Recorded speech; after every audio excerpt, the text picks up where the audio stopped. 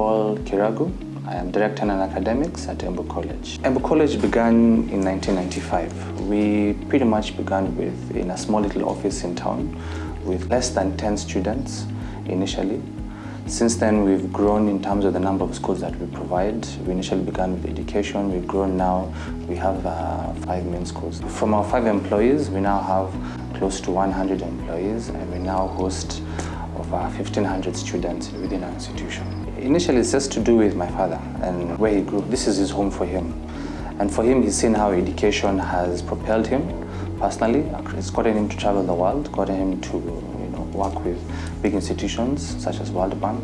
From then on, he realized he wanted to give back to the community.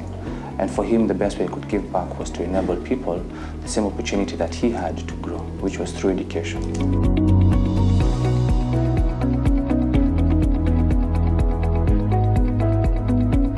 Embu did not have a mid-level college which could enable people from low-income families, people from mashinani in a sense. That means that we are cost-effective in a sense. The minimum of one of our courses is 15,000 a semester. The highest is another one is up to 22,000 as well. So it's manageable, I'd say, and it allows people to have that quality. I say additionally, it's just our extracurricular.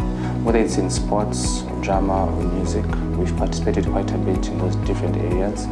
And I would say, having produced 4 films, 2 of them have reached nationals and been within the top 5 category. I'd say it's kind of what puts us aside from the rest. We are very ICT focused as well right now. The world is moving towards digital age as well. So our ICT hub is one of the key things I would say is we're planning to, is going to set us aside from the rest actually.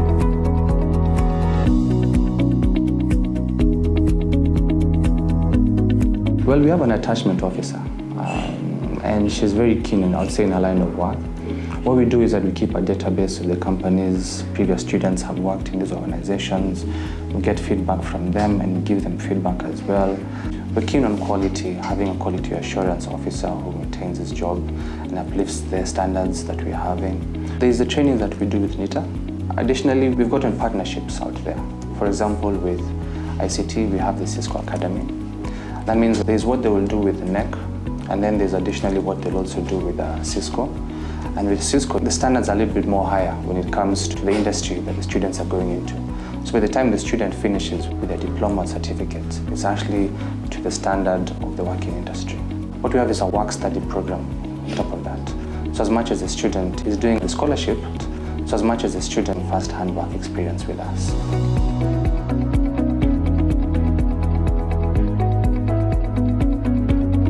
The main thing for us has been a few policy changes. We had a partnership with Kipia.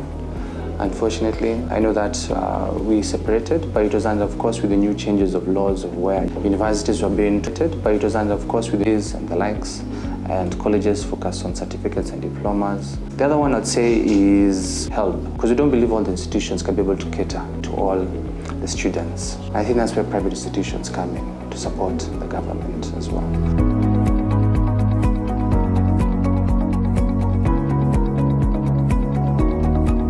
Sports and ICT are the main areas of growth that we're looking towards, to be one of the key leading people in the arena.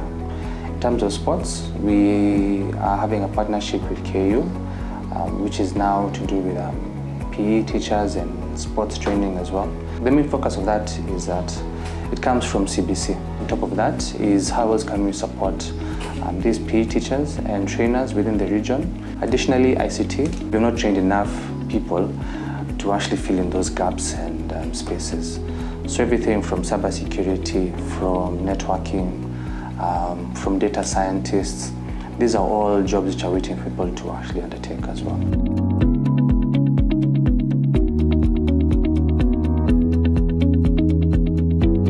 It's there to support businesses, bring them together, support them in terms of perhaps subsidies or maybe reduce aspects to do with tax, perhaps, when there are certain parameters or policies that they have created to support that. Beyond that, I'd say the main thing is for them to help grow the business community.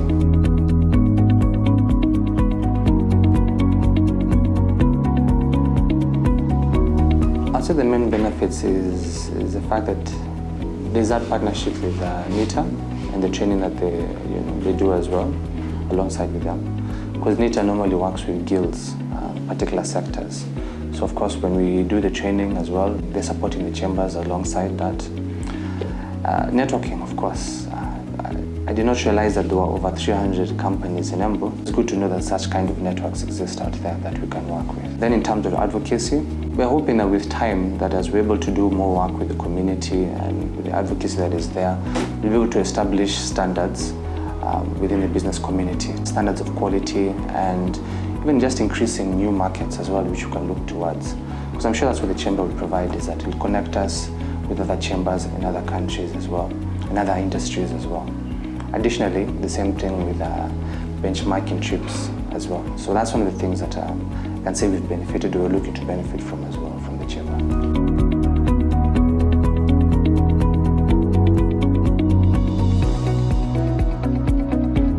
I think the main recommendation I would say is we'll need more networking forums right now. As we focus on the business as well, we also need to think about the community in terms of our young people and the budding entrepreneurs who are out there, the young hustlers as well. They probably need support systems or even training in terms of mentorship.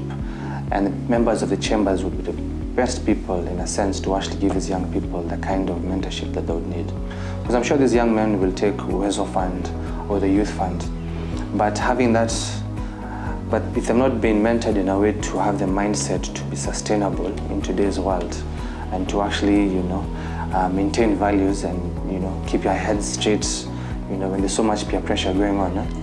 I think that it would be best if the chambers could come up with that mentorship program as well for these young people. More discussion forums, investment forums as well, something we can also do in Embu. And even with other countries and embassies out there who would like to see other ways in which they can come in. We recently had China. As we've met and engaged with the Germans in Nairobi, I'm sure we can bring those same people here to Embu. Embu has a lot to offer. It is, after all, the land of opportunities.